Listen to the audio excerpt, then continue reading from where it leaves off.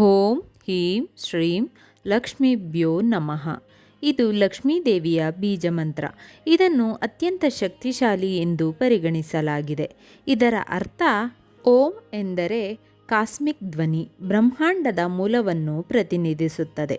ಹೀಂ ಎಂದರೆ ಸಂಪತ್ತು ಮತ್ತು ಸಮೃದ್ಧಿಗಾಗಿ ಬೀಜ ಮಂತ್ರ. ಶ್ರೀಂ ಎಂದರೆ ಸಮೃದ್ಧಿ ಮತ್ತು ಅದೃಷ್ಟಕ್ಕಾಗಿ ಬೀಜ ಮಂತ್ರ. ಲಕ್ಷ್ಮೀಭ್ಯೋ ಎಂದರೆ ಲಕ್ಷ್ಮೀದೇವಿಗೆ. ನಮಃ ಎಂದರೆ ನಮಸ್ಕಾರಗಳು. ಜಪ ಮಾಡುವುದು ಹೇಗೆ?